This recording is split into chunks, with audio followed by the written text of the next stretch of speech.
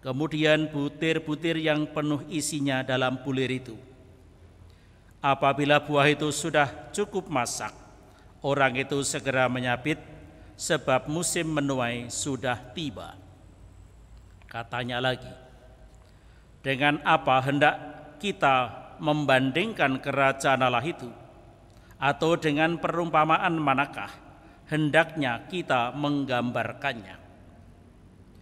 Hal kerajaan itu seumpama biji sesawi yang ditaburkan di tanah. Memang biji itu yang paling kecil daripada segala jenis benih yang ada di bumi. Tetapi apabila ia ditaburkan, ia tumbuh dan menjadi lebih besar daripada segala sayuran yang lain dan mengeluarkan cabang-cabang yang besar, sehingga burung-burung di udara dapat bersarang dalam naungannya. Dalam banyak perumpamaan yang semacam itu, ia memberitakan firman kepada mereka sesuai dengan pengertian mereka, dan tanpa perumpamaan ia tidak berkata apa-apa kepada mereka. Tetapi kepada murid-muridnya ia menguraikan segala sesuatu secara tersendiri. Berbahagialah orang yang mendengarkan sabda Tuhan dan tekun melaksanakannya.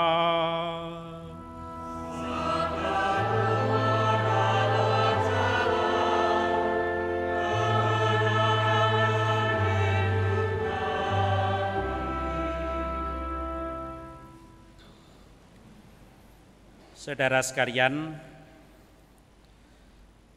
Yesus mengajarkan perumpamaan tentang kerajaan Allah dengan gambaran benih. Maksudnya tentu saja dari pengalaman hidup sehari-hari dalam dunia pertanian, kita diajak untuk mencoba memiliki gambaran yang lebih dekat dan lebih nyata tentang hal-hal yang ilahi seperti kerajaan Allah ini. Mungkin bagi kita pun gambar tentang kerajaan Allah kendati sudah dengan gambar lain yaitu benih, mungkin juga masih kurang menggigit atau kurang menyentuh. Saya tertarik pada apa yang disampaikan oleh Paulus kepada jemaat di Korintus pada ayat 7 tadi. Dia menuliskan, hidup kami ini adalah hidup karena percaya.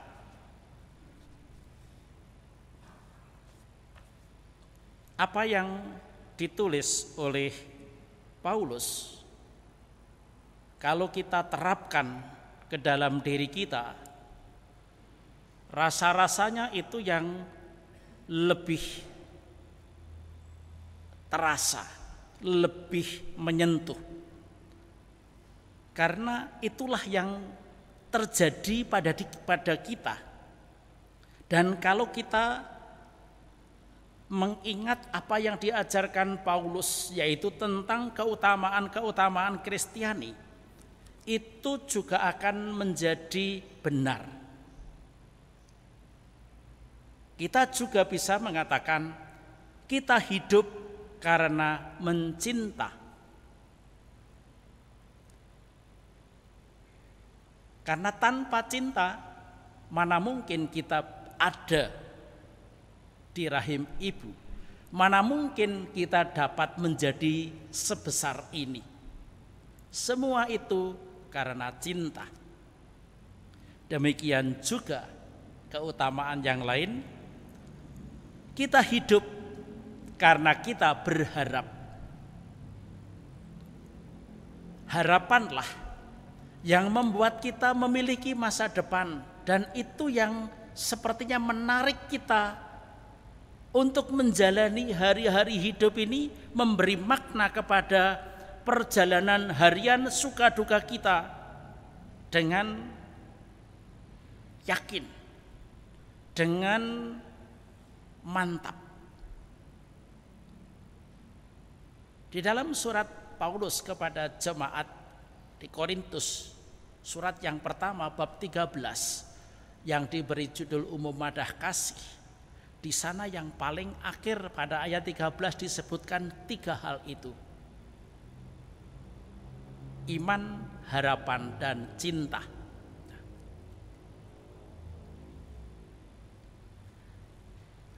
Iman kita, cinta kita, harapan kita, waktu kita masih kecil rasanya berbeda. Pada waktu kita sudah berkembang menjadi remaja, dan demikian juga setelah menjadi tua. Maka juga seiring sejalan dengan perjalanan serta pergulatan hidup sehari-hari kita sendiri, benih-benih kehidupan, yaitu iman, harap, dan cinta itu tumbuh, berkembang, berproses, dan berubah.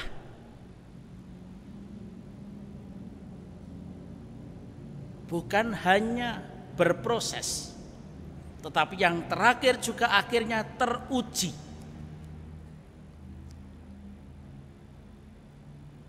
Semula iman, harap, dan cinta itu mungkin nampaknya kecil atau bahkan tidak nampak.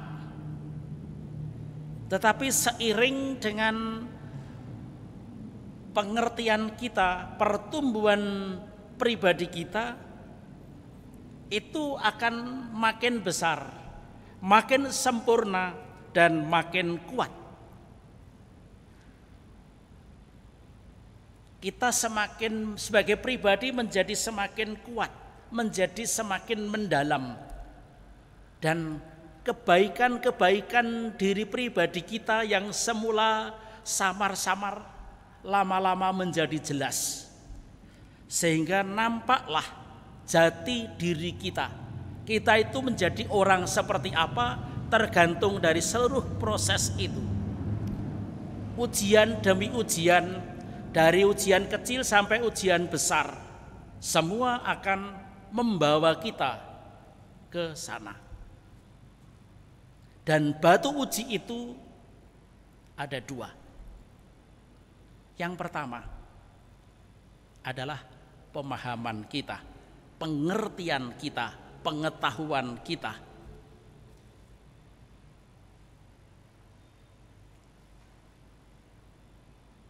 Pada waktu kita masih kecil, kita hanya memikirkan diri kita sendiri. Kita dapat mengatakan saya dicintai kalau segala kebutuhan saya terpenuhi. Misalkan seperti itu. Tetapi seiring dengan pertumbuhan kita makin lama makin dewasa, kita belajar di sekolah, kita bergaul dengan saudara, dengan bergaul dengan para sahabat, mendapatkan pengetahuan makin luas. Lama-lama kita sadar bahwa ternyata cinta itu bukan hanya untuk diriku sendiri, tetapi juga untuk orang lain, untuk sesama, untuk orang bahkan yang tidak kita kenal juga. Semakin luas pemahaman kita mengenai 3 keutamaan Kristiani itu, akan semakin jelas juga bagaimana kita menghadapi berbagai macam ujian. Dan kita karena punya pengetahuan yang luas, maka lalu kita menjadi tidak terlalu sensitif. Andai kata barangkali kita mengalami kok orang lain tidak memperhatikan saya, kok orang lain tidak perhatian pada saya dapat memaklumi, saya dapat menerima. Hati kita yang semula ada sedikit-sedikit bernyala, sekarang menjadi semeleh. Itu salah satunya karena faktor pemahaman kita. Batu uji yang kedua, kalau boleh saya sebutkan, adalah waktu. Di dalam perjalanan dan pergulatan hidup kita, mengenai 3 hal itu, diuji, disalahpahami, dan kita berusaha untuk menjelaskan, ini loh yang saya hayati, ini loh yang saya maksud. Dengan berjalannya waktu dan diri kita itu sepertinya mendapatkan tantangan, lalu akan ketahuan lama-lama apakah saya memiliki daya tahan atau tidak terhadap segala macam keraguan yang datang dari pihak luar. Bahkan andai kata suatu kali orang lain meragukan kepercayaan saya, itu juga perlahan-lahan akan terbukti apakah memang saya dapat menjadi pribadi yang sungguh dipercaya. Dan dipercaya kita tahu itu satunya kata dan perbuatan. Artinya apa? Batu uji yaitu pemahaman dan waktu akhirnya akan membawa kita menjadi pribadi yang otentik. Ataukah saya menjadi pribadi yang palsu?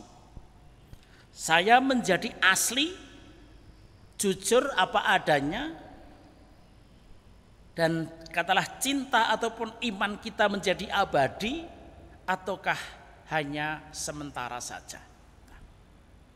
Saudara-saudara,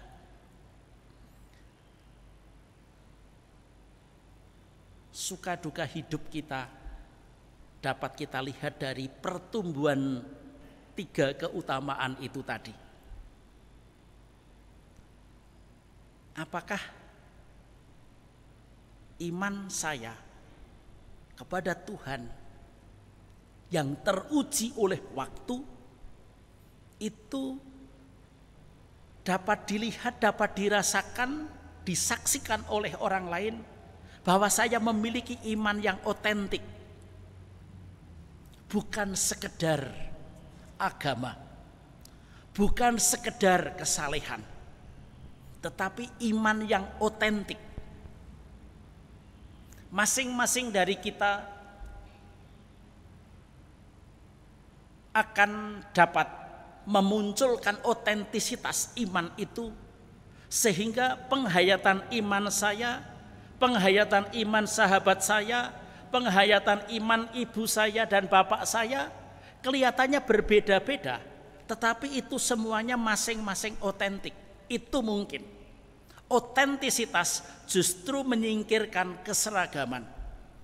Otentisitas justru memperkaya bahwa wajah iman itu luar biasa, dan itulah karya Tuhan.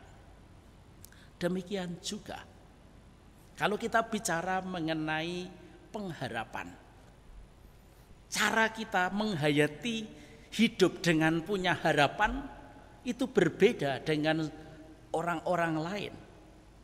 Tetapi kita masing-masing itu dapat bertahan dalam segala macam kesulitan. Kita tetap dapat berjuang, dapat menyelesaikan segala macam persoalan yang ada di hadapan kita.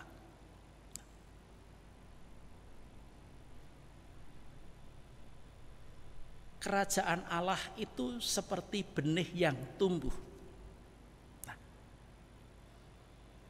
Apakah kita merasakan pertumbuhan iman kita, ataukah cinta kita, ataukah pengharapan kita? Barangkali kita sendiri tidak merasakan itu.